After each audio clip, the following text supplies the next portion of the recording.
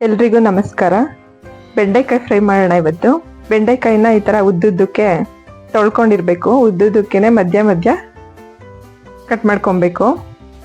ಇದು ರುಬ್ಬೋದಕ್ಕೆ ಬೆಳ್ಳುಳ್ಳಿ ಒಂದು ಅರ್ಧ, ಖಾರದ ಪುಡಿ 2 ಚಮಚ, 2 ಚಮಚ ಧನಿಯಾ ಪುಡಿ, ಜೀರಿಗೆ 1 ಚಮಚ, ಅರ್ಧ ಚಮಚ ಗರಂ ಮಸಾಲ, ಅರ್ಧ ಚಮಚ ಅರಿಶಿನ ಪುಡಿ. ಇದಿಷ್ಟನ್ನು ಜಾರ್ಗೆ ಹಾಕೊಂಡು ರುಬ್ಕೊಳ್ಳೋಣ.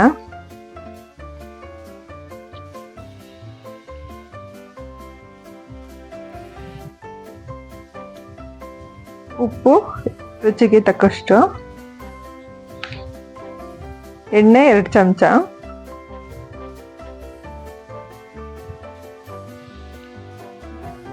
ಒಂದು 1/4 ಲೋಟ ಚಿಕ್ಕ ಲೋಟದಲ್ಲಿ ನೀರು ಸ್ವಲ್ಪ ರುಬ್ಬೋದಕ್ಕೆ.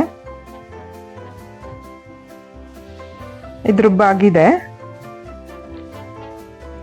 ಕಟ್ ಮಾಡಿರೋ ಬೆಂಡೆಕಾಯಿಗೆ ಪೇಸ್ಟ್ ಆಗಿರೋದನ್ನ ಇದನ್ನ ಮಧ್ಯಕ್ಕೆ ಹಚ್ಕೊಬೇಕು, ಈ ತರ ತುಂಬ್ಕೊಬೇಕು. ಎಲ್ಲ ಬೆಂಡೆಕಾಯಿಗೂ ಇದೇ ತರ ತುಂಬ್ಕೊಳ್ಳೋಣ.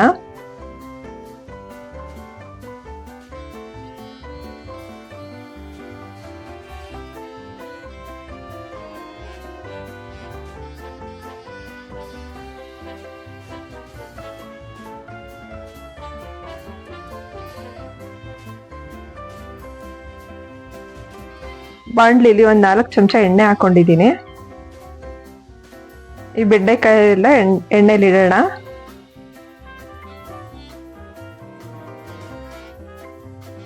ಇದನ್ನ ಕಡಿಮೆ ಉರಿಲಿ ಫ್ರೈ ಮಾಡ್ಕೊಬೇಕು.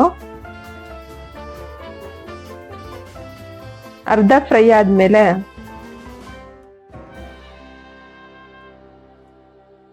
ಚಿಕ್ಕ ಲೋಟದಲ್ಲಿ ಅರ್ಧ ಲೋಟ ನೀರು ಹಾಕೊಳ್ಳೋಣ.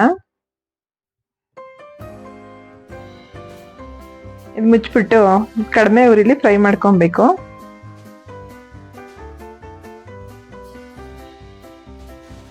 ಅವಾಗ ಮಿಕ್ಸ್ ಮಾಡ್ತಾ ಇರಬೇಕು. ಬೆಂಡೆಕಾಯಿ ಫ್ರೈ ರೆಡಿ ಆಗಿದೆ. Thank you.